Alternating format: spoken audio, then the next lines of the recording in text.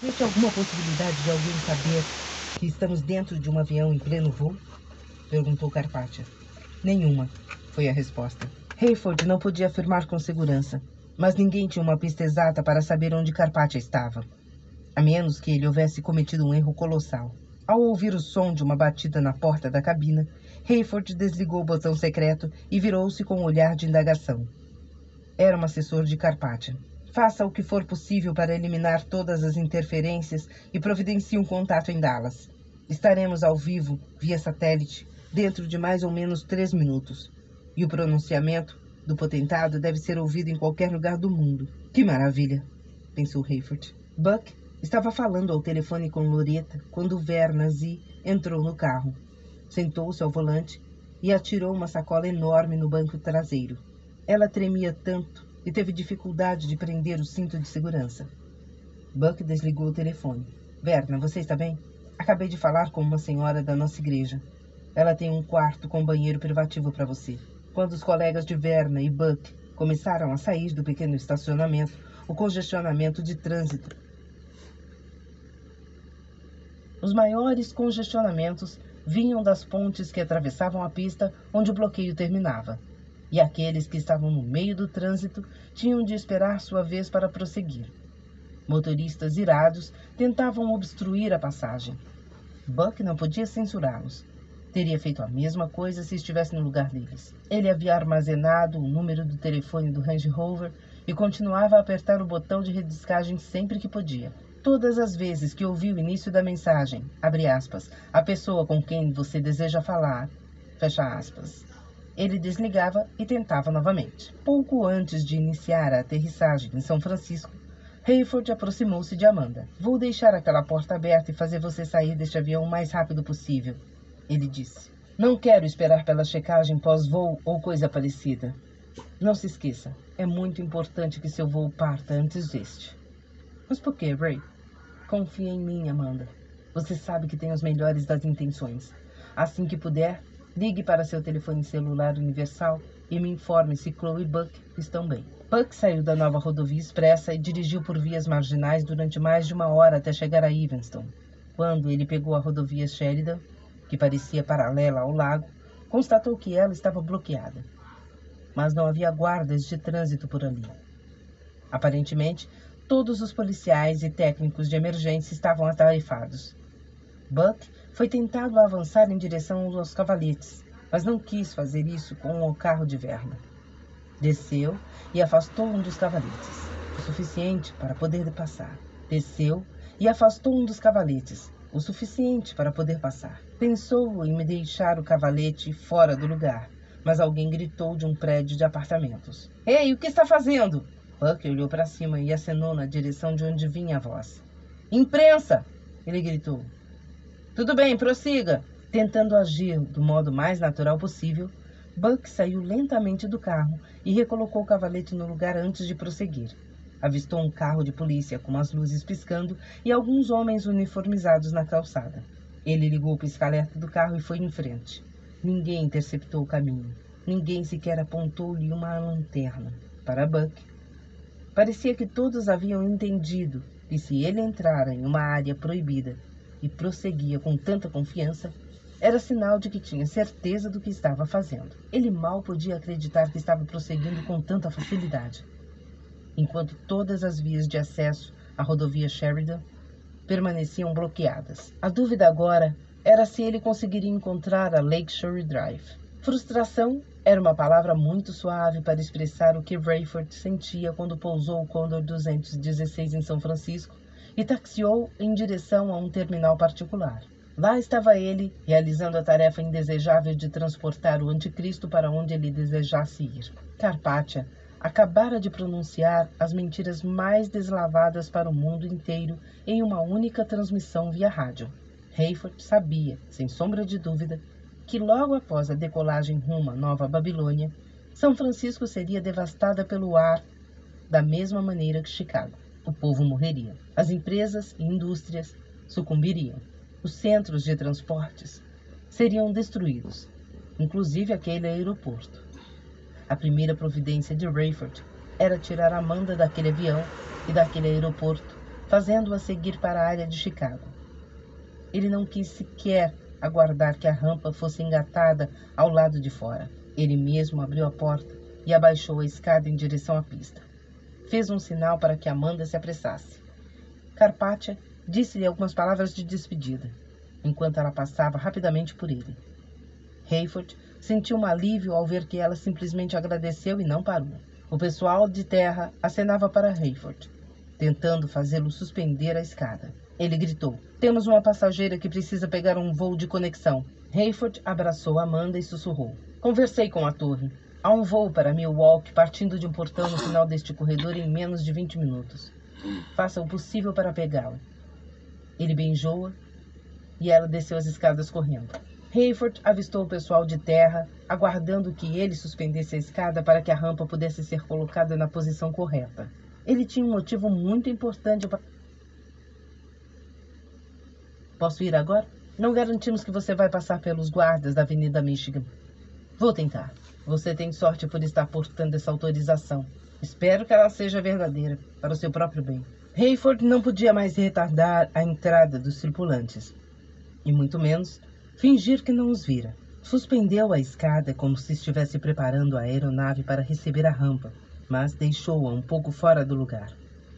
Com isso, ele sabia que a rampa jamais poderia ser engatada. Em vez de permanecer ali para ver o que sucederia, ele voltou à cabina e continuou seu trabalho. Não vou sequer abastecer a aeronave enquanto o avião de Amanda não decolar. O copiloto titular e a tripulação inteira só conseguiram subir a bordo depois de 15 minutos.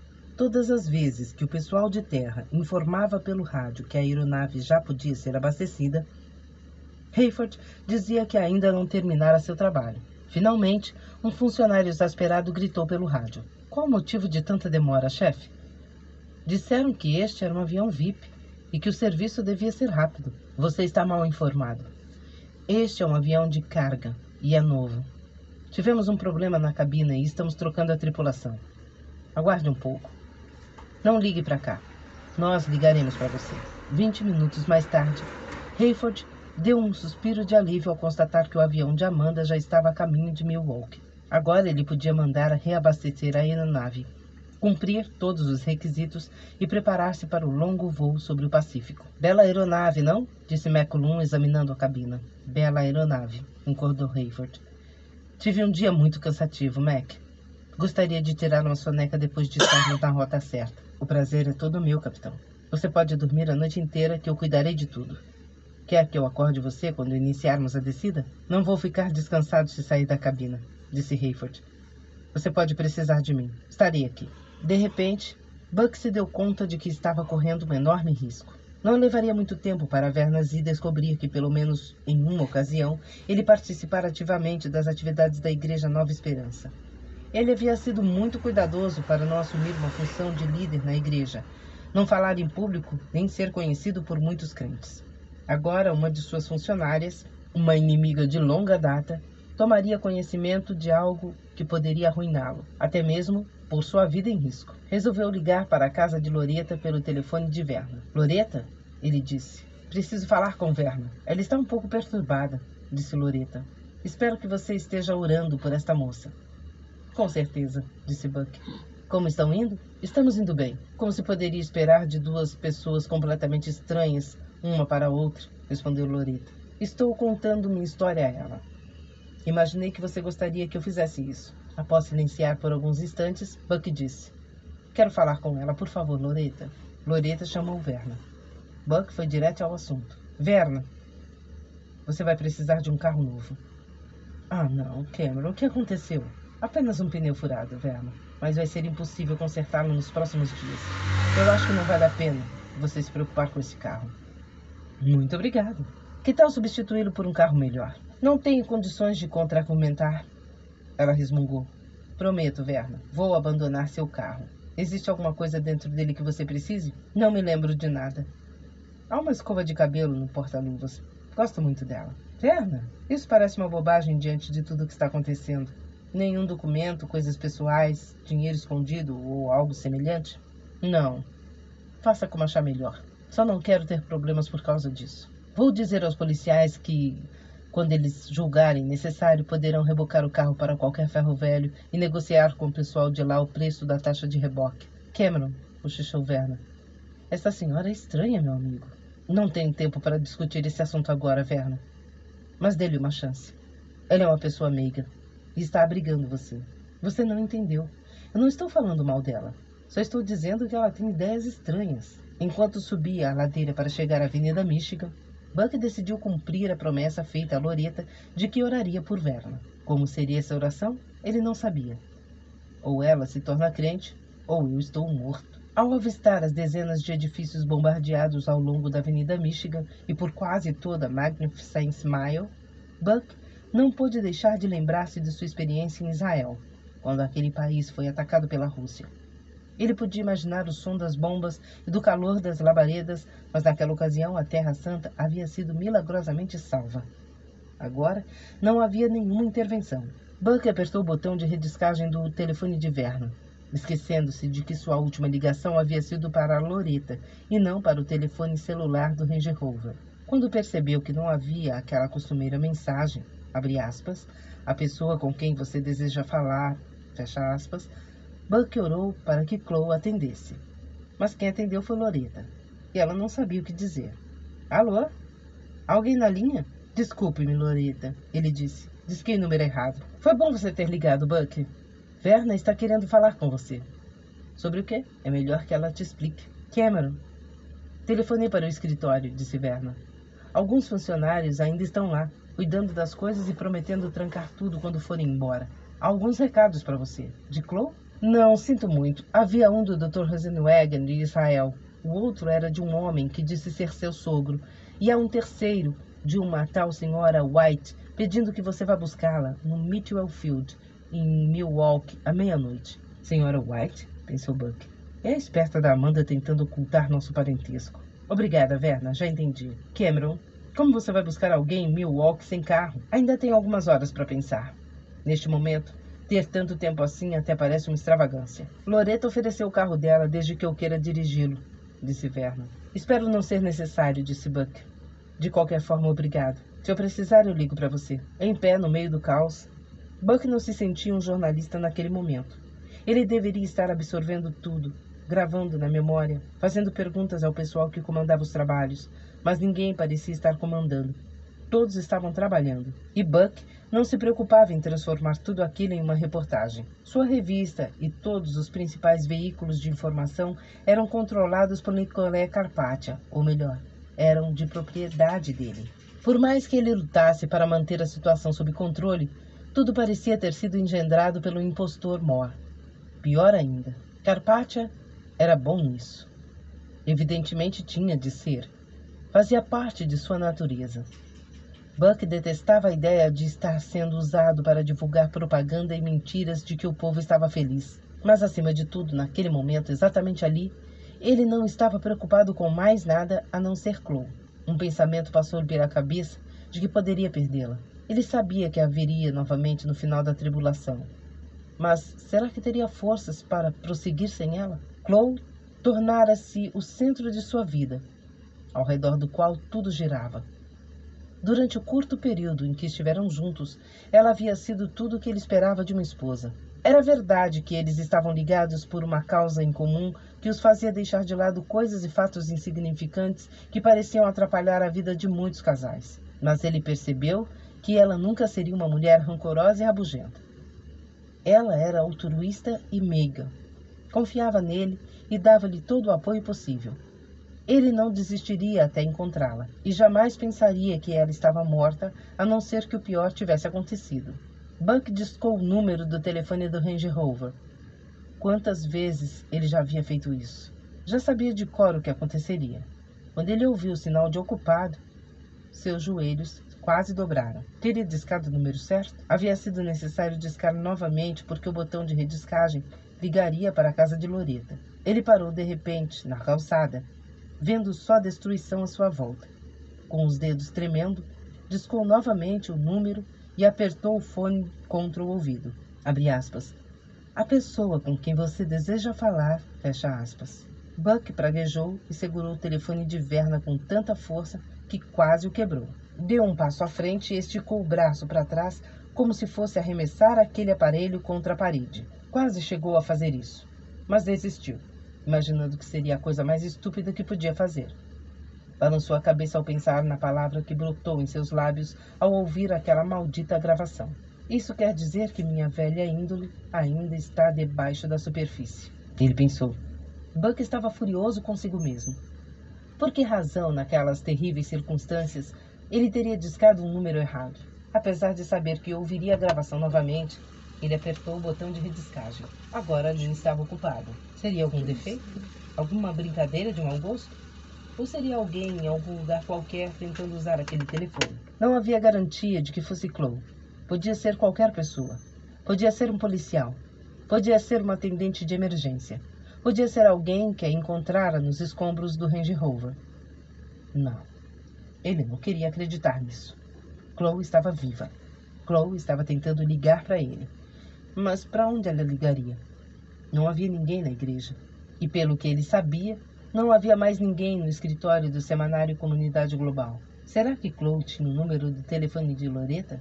Seria fácil conseguir. A dúvida era se ele deveria tentar ligar para os lugares que Chloe costumava ligar, ou continuar a rediscagem na esperança de conseguir falar com ela no momento em que o telefone desocupasse. O chefe de serviço de bordo de uma enorme tribulação, cujo número de integrantes representava 2/3 da lista total de passageiros, deu uma pancada seca na porta da cabina e abriu-a enquanto Hayford taxiava lentamente pela pista de decolagem. Ele afastou o fone de ouvido. Capitão, ela disse, há um passageiro que ainda não se sentou nem prendeu o cinto de segurança. Não vou parar, ele disse. Você não pode resolver isso? O tal passageiro é o Carpathian. Não tenho autoridade sobre ele, disse Hayford. Nem você. As regras da Administração Federal de Aviação mandam que...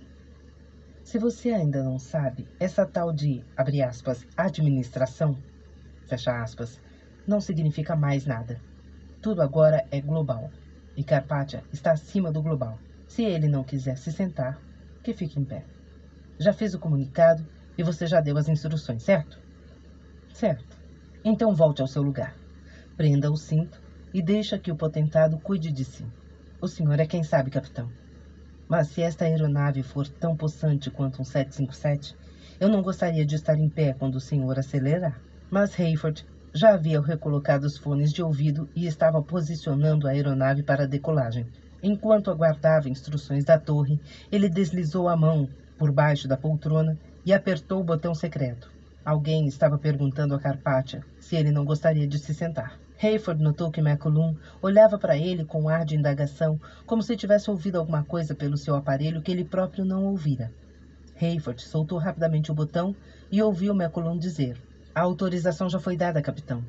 Podemos fazer a manobra para a decolagem. Hayford poderia ter feito uma manobra gradual e lenta, suficiente para ganhar velocidade e decolar. Mas, de vez em quando, as pessoas gostam de uma decolagem mais violenta, certo? Hayford acelerou e levantou da pista com tanta força e velocidade que ele e McCollum foram empurrados contra o espaldar de suas poltronas. Yuhu! McCollum. Vamos lá! Hayford tinha muito em que pensar. Por ser esta a sua segunda decolagem em uma aeronave praticamente desconhecida, ele precisava concentrar-se no que estava fazendo. Porém, não pôde resistir à tentação de apertar novamente o botão e ouvir o que teria acontecido com Carpathian. Em sua mente, ele visualizou o homem levando um tombo e escorregando até o fundo do avião. Que pena não haver uma porta traseira que pudesse ser aberta da cabine de comando. Oh, céus! Ele ouviu alguém gritar. Potentado, o senhor está bem? Hayford percebeu uma movimentação como se os passageiros estivessem tentando desatar os cintos para ajudar Carpathian. Mas como a aeronave ainda estava arremetendo, todos estavam presos na poltrona por causa da força centrífuga. Estou bem, insistiu Carpathian. A culpa foi minha, não houve nada. Hayford desligou o botão e concentrou-se na decolagem. No íntimo, ele desejava que Carpathian estivesse debruçado sobre uma das poltronas no início da arremetida. Isso faria com que ele desse um rodopio e caísse no chão. Provavelmente minha última oportunidade de dar-lhe um castigo. Ninguém estava prestando atenção em Buck, mas ele insistia em agir discretamente. Virou uma esquina e escondeu-se nas sombras. apertando o botão de rediscagem uma vez atrás da outra para que não houvesse nenhuma ligação intermediária, caso o telefone estivesse sendo usado por Chloe. De repente, no curto espaço de tempo entre ouvir o sinal de ocupado, desligar e tornar a ligar, seu telefone tocou. Alô, Chloe? Buck gritou, antes mesmo de apertar o botão para receber chamadas. Seus dedos tremiam tanto que ele quase derrubou o telefone. Apertou o botão e gritou. Chloe! Não, Cameron, é Verna. Ligaram do escritório dizendo que Chloe está tentando falar com você. Alguém deu o número deste telefone? Não, eles não sabem que você está usando o meu telefone. Estou tentando falar com ela, Verna. A linha está ocupada. Continuei tentando, Cameron. Ela não disse onde nem como está, mas pelo menos sabemos que está viva. Graças a Deus. Pasta 5. Capítulo 5. Buck queria pular, gritar ou correr. Não tinha ideia de que rumo tomar. Sabia que Chloe estava viva. A melhor de todas as notícias. Mas agora ele queria agir. Continuou a apertar o botão de descagem. O telefone estava ocupado. De repente, seu telefone tocou novamente. Oh? Não, desculpe. É Verna de novo. Verna, por favor. Estou a falar com Chloe. Calma, rapaz. Ela ligou novamente para o semanário. Atenção. Onde você está agora e por onde andou? Estou na Avenida Gun, perto do Water Tower. Ou melhor, onde foi o Workplace. Como você chegou? Pela Sheridan, até a Lakeshore Drive. Ok, disse Verna. Chloe disse a alguém do escritório que está do outro lado da Lakeshore. No outro lado? É tudo que sei, Cameron. Vai precisar dar uma olhada na estrada do lado do lago, na pista em contrário da Lakeshore Drive. Buck já estava caminhando enquanto falava. Não sei como ela conseguiu até lá, se estava seguindo pela SD em direção ao sul. Também não sei, disse Verna. Talvez ela tivesse esperança de poder seguir para o sul. Quando tinha condições, fez um retorno. Peça alguém do escritório, caso Chloe novamente para lá, que diga a ela para não usar o telefone, que aguarde minha ligação se possível. Quaisquer dúvidas que Hayford ainda tivesse sobre o incrível e instantâneo poder maligno de Nicolai Carpathia desapareceram poucos minutos após o Condor 216 ter decolado do Aeroporto Internacional de São Francisco. Pelo intercomunicador clandestino, ele ouviu um dos assessores de Carpathia perguntar. E agora, senhor? Sobre São Francisco? Acione, foi a resposta sussurrada. O assessor, evidentemente falando pelo telefone, disse simplesmente, já.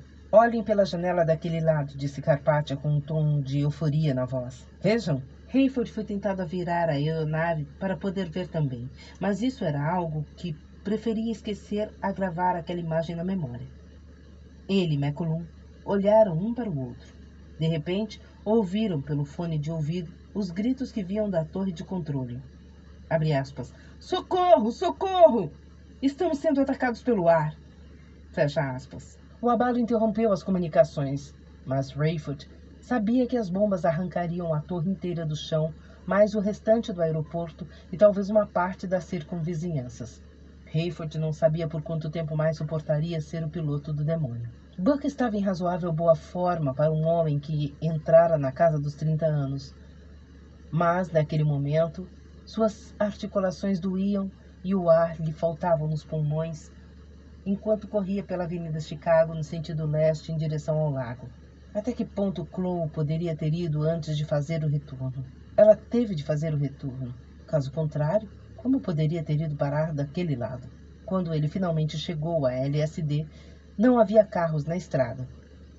Sabia que ela estava interditada do lado norte, na saída da Avenida Michigan. Então, com certeza também estaria interditada do lado sul. Ofegante, ele passou por cima das defensas. Caminhou apressado pelo patamar entre as pistas.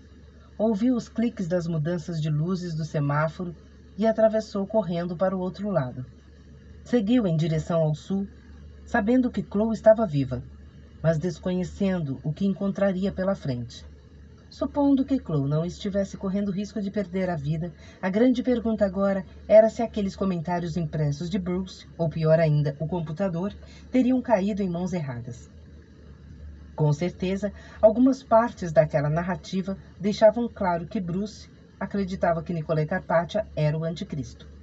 Buck achava que não tinha forças para dar nenhum passo a mais. No entanto, Corria apertando o botão de rediscagem repetidas vezes e segurando o telefone perto do ouvido. Ao sentir que não conseguiria prosseguir, sentou-se na areia e encostou na parte externa das defensas ofegando. Finalmente, Chloe atendeu o telefone. Sem ser planejado o que dizer, Buck fez algumas perguntas óbvias. Você está bem? Está ferida? Onde você está? Ele não disse que a amava, que estava morrendo de medo de perdê-la, ou que se sentia feliz por ela estar viva. Imaginou que ela já sabia de tudo isso. A voz de Chloe parecia fraca. Buck, onde você está? Estou seguindo na direção sul pela Lakeshore Drive, ao sul da Avenida Chicago. Graças a Deus, ela disse. Eu estava imaginando que você ainda teria de percorrer mais 1 quilômetro. Você está ferida? Acho que sim, Buck. Não sei por quanto tempo fiquei inconsciente. Nem mesmo sei como cheguei até aqui. Onde você está exatamente? Buck tinha se levantado e estava caminhando rapidamente. Não tinha forças para correr, apesar do medo que sentia de que ela pudesse estar sangrando ou em estado de choque. Estou num lugar muito estranho, disse Chloe, e Buck percebeu que a voz dela estava muito fraca. Ele sabia que ela estava dentro do carro, porque o telefone não podia ser transportado. O airbag foi acionado, ela acrescentou. O Rover ainda está em condições de ser dirigido? Não faço ideia, Buck. Chloe, você precisa me dizer onde devo procurá-la. Você está em lugar aberto? Conseguiu despistar aquele policial? Buck, o Range Rover parece estar preso em uma árvore, em um pilar de concreto. O quê? Eu estava a mais de 90 km/h, ela disse, quando pensei ter visto uma rampa de saída. Peguei a tal rampa, e foi aí que ouvi a bomba explodir. A bomba? Sim, Buck. Você deve estar sabendo que uma bomba explodiu em Chicago. Uma bomba? Pensou Buck. Talvez, pela misericórdia de Deus, ela não tivesse ouvido todas as bombas que explodiram em seguida. Mas eu vi a viatura da polícia passar por mim. Talvez o policial não estivesse me perseguindo. Todo o trânsito da Lakeshore Drive parou quando o pessoal viu e ouviu a bomba, e o policial bateu no carro de alguém. Espero que ele esteja bem. Espero que não tenha morrido. Estou me sentindo responsável. E onde você foi parar, Chloe? Aquilo que eu pensei que fosse uma saída não era. Não cheguei a brecar, mas tirei o pé do acelerador. O Range Rover ficou no ar por alguns segundos. Acho que subi uns 30 metros. Há uma espécie de declive perto de mim. O carro bateu em cima de algumas árvores e caiu de lado. Depois disso, eu só sei que acordei e estava sozinha aqui. Onde? Perguntou Buck exasperado, mas sem poder culpar Chloe por não fornecer mais detalhes. Ninguém me viu, Buck. Ela disse como se estivesse sonhando. Os faróis estão ligados. Estou presa no banco da frente, mais ou menos pendurada pelo cinto de segurança.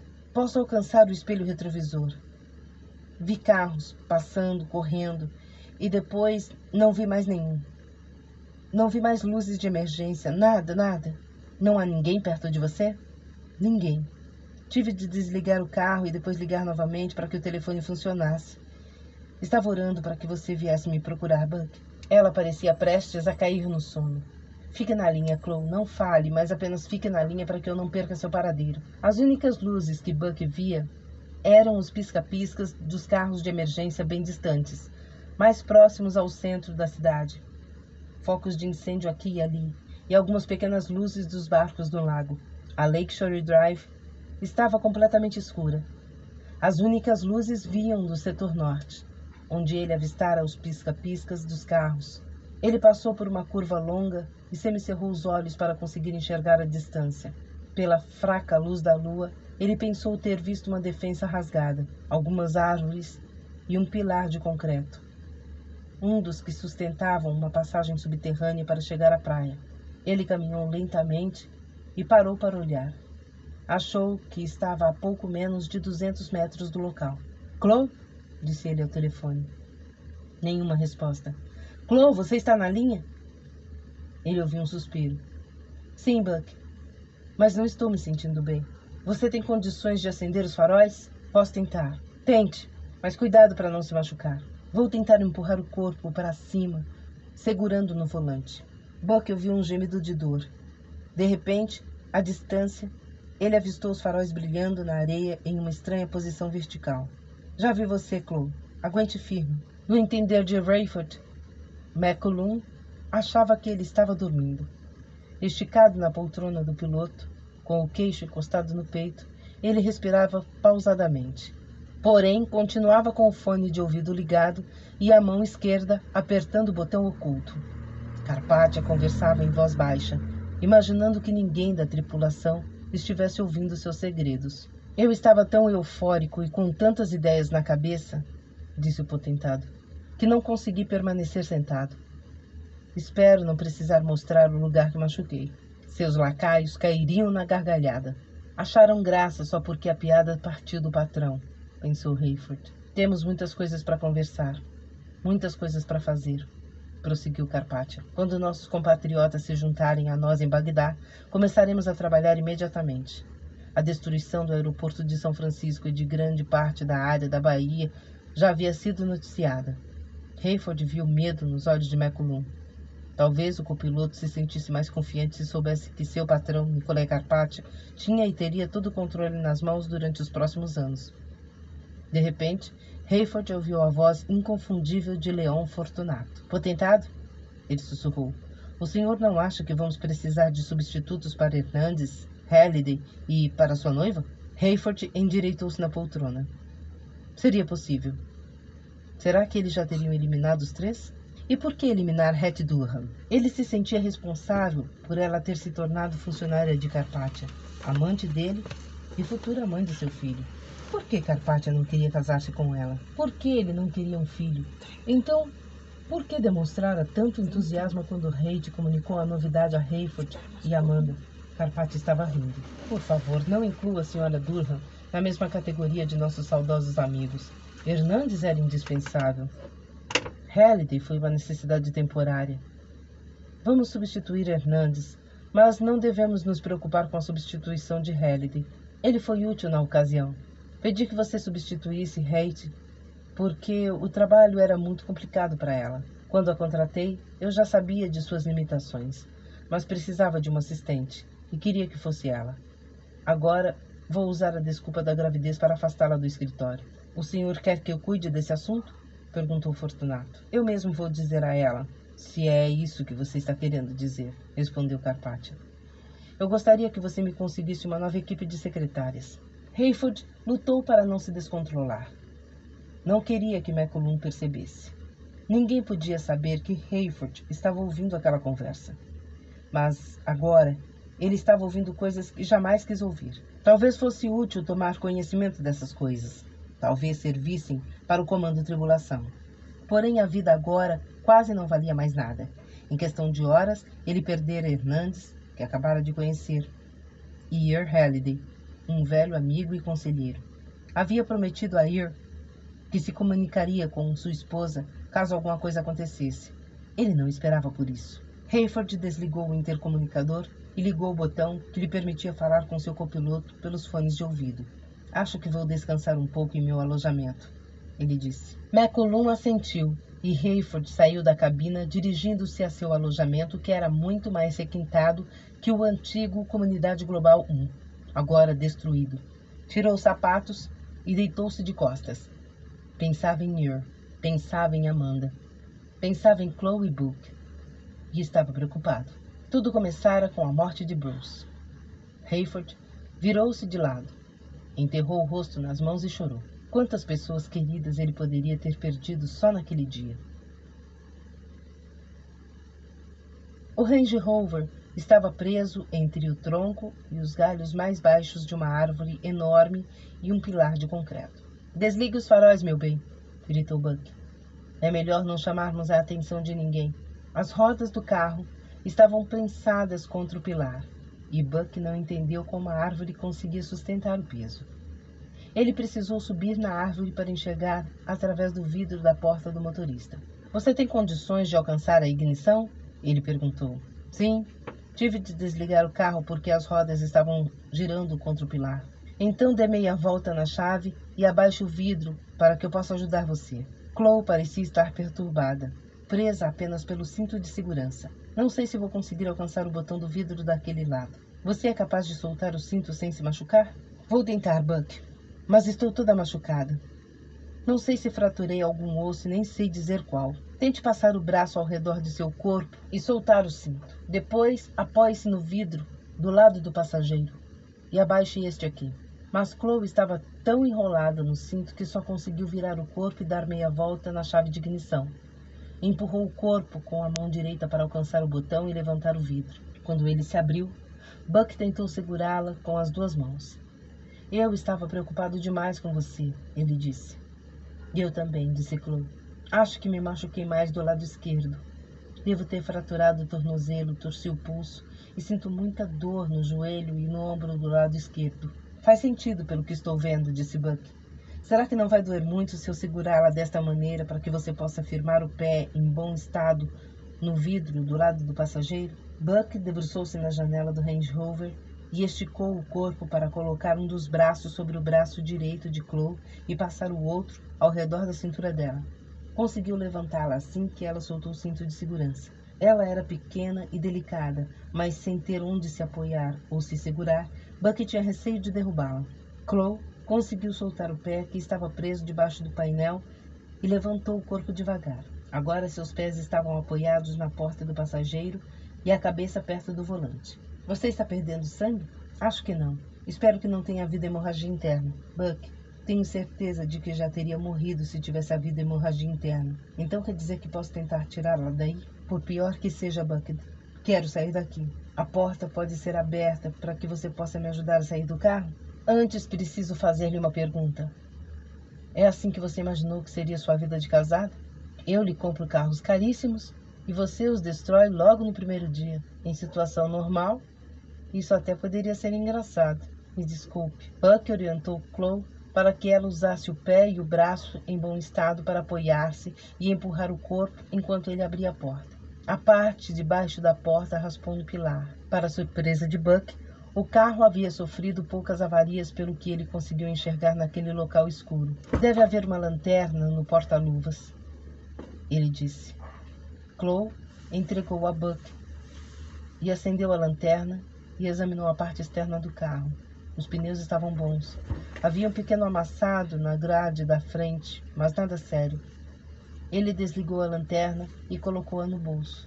Gemendo e choramingando, Chloe conseguiu sair do carro com a ajuda de Buck. Enquanto ambos se ajeitavam para sentar-se sobre a porta esquerda do carro tombado, Buck percebeu que aquele veículo pesado e em condição precária estava balançando. Você precisa sair daqui, ele disse. Me dê a lanterna, disse Chloe. Ela apontou para cima. Acho que será mais fácil eu subir até o topo do pilar. A altura é de pouco mais de meio metro. Está bem, ele disse. Você acha que vai conseguir? Acho que sim, ela disse. Sou boa nisso. Depois você me conta essa história. Chloe deu um salto, tentando agarrar-se ao topo do pilar com a mão em bom estado, e pediu a Buck que a empurrasse até que ela estivesse com o maior peso do corpo em cima do pilar. Quando ela deu o último impulso, com a perna em bom estado, o Range Rover inclinou-se um pouco, quase a ponto de soltar-se dos galhos da árvore. A árvore e o Range Rover estremeceram e começaram a balançar. Buck, saia daí! Você vai ser esmagado! Buck estava com os braços e as pernas estendidos sobre a lateral do Range Rover. Agora o carro estava inclinando-se em direção ao pilar. Os pneus raspavam no concreto, deixando marcas enormes. Quanto mais Buck tentava mover-se, mais rápido o carro se inclinava. Ele percebeu que, para sobreviver, teria de afastar-se daquele pilar. Agarrou com força no bagageiro e empurrou o corpo em direção ao teto do Range Rover. Os galhos soltaram-se da parte de baixo do carro e bateram em sua cabeça, arranhando-lhe a orelha. O carro movimentava-se cada vez mais, o que era um bom sinal para Buck, desde que ele não caísse dali. Primeiro foi o carro que se movimentou, depois a árvore, e em seguida ambos começaram a despencar. Buck imaginou que o Range Rover, depois de livrar-se da pressão dos galhos, cairia cerca de 1 metro até o chão. Ele apenas esperava que o carro caísse com as rodas para baixo. Mas ele não caiu assim. Com os pneus esquerdos prensados contra o concreto e os galhos curvos empurrando-o para a direita, o veículo pesado moveu-se também para a direita. Buck cobriu a cabeça com as mãos para não se ferir nos galhos durante a queda do Range Rover. Buck quase foi atirado de encontro ao pilar. Assim que o Range Rover se soltou dos galhos, começou a virar sobre os pneus direitos e quase tombou. Se tivesse virado completamente, Buck teria sido esmagado na árvore, mas assim que os pneus direitos bateram no chão, o carro se equilibrou e os pneus esquerdos afastaram-se do concreto. Com a força da queda, o lado esquerdo do veículo bateu no concreto e finalmente o carro parou com todas as rodas assentadas no chão. Agora a distância entre o concreto e o veículo era menor que 2 centímetros, mas ele acomodou-se sobre o chão irregular. Os galhos quebrados estavam pendurados acima dele. Buck utilizou a lanterna para iluminar o carro, com exceção do amassado na grade e dos arranhados nas laterais. De um lado por causa do concreto e do outro por causa dos galhos das árvores. O carro até que estava em bom estado. Buck não tinha ideia de como fazer o airbag voltar ao normal. Portanto, resolveu arrancá-lo e preocupar-se com isso mais tarde, se o Range Rover ainda pudesse rodar. A lateral de seu corpo doía, e ele tinha certeza de ter fraturado uma costela quando o carro bateu no chão. Desceu do carro e ficou debaixo da árvore. Os galhos não permitiam que ele enxergasse Chloe. Buck, você está bem? Não saia daí, Chloe. Vou tentar fazer alguma coisa. Buck entrou no carro pelo lado direito, segurou no volante e deu partida. O carro pegou. Ele examinou cuidadosamente para saber se não havia vazamentos ou peças superaquecidas. O Range Rover estava ligado no automático e tração nas 4 rodas. Quando Buck tentou fazer o carro rodar, parecia que todas as rodas estavam dentro de um sulco. Ele mudou a alavanca do câmbio e passou para a tração em todas as rodas. Acelerou o motor e pisou na embreagem. O carro desvencilhou-se das árvores e, em questão de segundos, estava sobre a areia. Buck fez uma curva acentuada à direita e aproximou o carro das defensas que separavam a areia da Lakeshore Drive. Dirigiu uns 400 metros até encontrar um local onde conseguiu atravessar pelas defensas e dar meia volta. Retornou à passagem elevada onde Chloe estava, sustentando-se em um pé só e segurando o pulso esquerdo com a outra mão. Para Buck, ela estava com uma aparência ótima. Ele aproximou-se dela e apressou-se em ajudá-la a entrar no carro. Atou o cinto de segurança da esposa e fez uma ligação telefônica antes de entrar no carro. Loretta, Chloe está salva. Ela está um pouco machucada e eu quero levá-la para ser examinada o mais rápido possível. Eu ficaria muito grato se você pudesse encontrar um médico da igreja que não estivesse muito sobrecarregado de trabalho. Buck tentou dirigir com muito cuidado para não aumentar a dor de Chloe. No entanto, ele tinha pressa. Quando chegou à enorme barreira da Avenida Michigan com a LSD, ele virou à esquerda e subiu a ladeira por onde havia passado a pé. Avistou o carro de Vernon e não fez caso dos sinais de advertência dos policiais com quem ele conversara havia pouco tempo. Acelerou pela LSD, contornou as barreiras da rodovia Sheridan e seguiu as orientações de Chloe para chegar a Dempster. Em breve, ele já estava de volta aos subúrbios da região noroeste. Loretta e Vernon estavam olhando pela janela quando ele chegou. Foi então que ele se lembrou de uma coisa. Saltou do carro e foi até o porta-malas. Pegou as chaves desajeitadamente e abriu a fechadura. Lá estavam as páginas de Bruce, todas espalhadas. O computador também estava lá com os telefones que Chloe comprara. Chloe, ele disse, e ela virou-se lentamente. Preciso ligar para Carpathia assim que eu levá-la para dentro de casa. Hayford estava de volta à cabina de comando. À medida que a noite avançava, a cabina ficava cada vez mais silenciosa. A conversa transformara-se em algumas poucas palavras.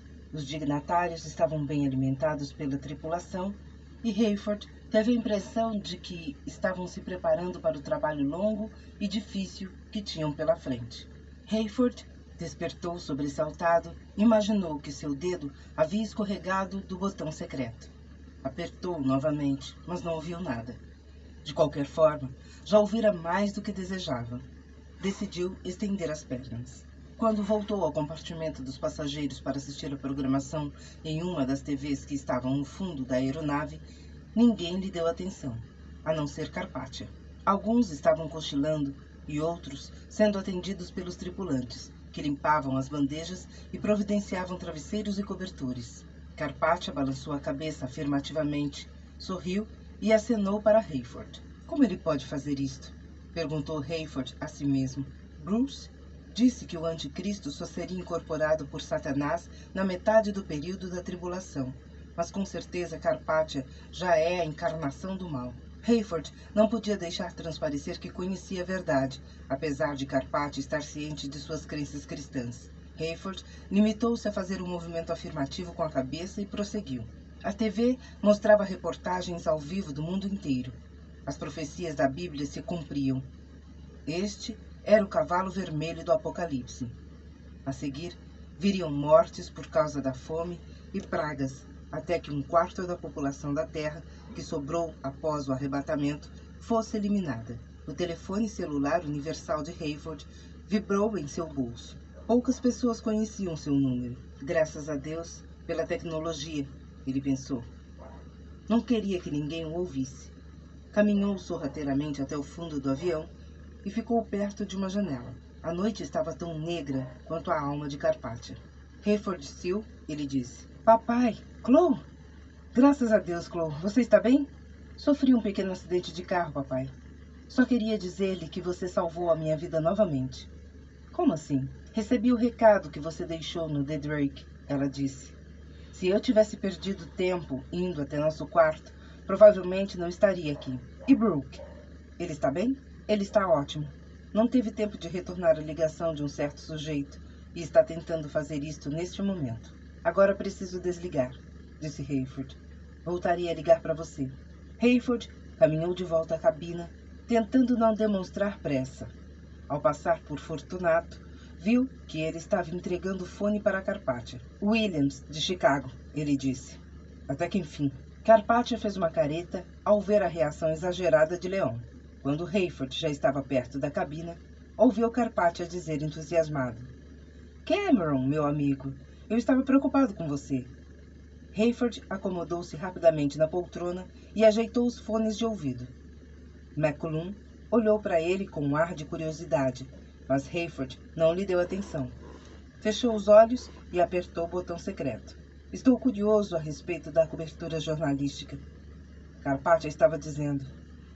O que aconteceu aí em Chicago? Sim. Devastação. Eu entendo. Sim, uma tragédia. Repugnante, pensou Hayford. Cameron, prosseguia Carpathia, seria possível você viajar para Nova Babilônia nos próximos dias? Ah, entendo. Israel? Sim, acho sensato. As tais das terras santas foram poupadas novamente, não? Eu gostaria de uma cobertura completa das reuniões de alto nível em Bagdá e na Nova Babilônia. Gostaria de ter o seu dedo nisso. Mas Steve Plank, seu velho amigo, tem condições de dar conta do recado. Você e ele podem trabalhar juntos para que a reportagem saia em toda a nossa mídia impressa. Hayford estava ansioso para falar com Buck. Admirava a coragem e a habilidade de seu genro para estabelecer sua própria agenda e até mesmo conseguir declinar com gentileza as instruções sugeridas por Carpathia. Hayford gostaria de saber por quanto tempo Carpathia aguentaria aquilo. Por ora, ele aparentemente respeitava Buck e ainda desconhecia a quem Buck era verdadeiramente leal. Assim Hayford esperava. Bem, Carpathia estava dizendo, claro que estou sofrendo com tudo isto. Mantenha contato e nos ligue de Israel. Pasta 6. Capítulo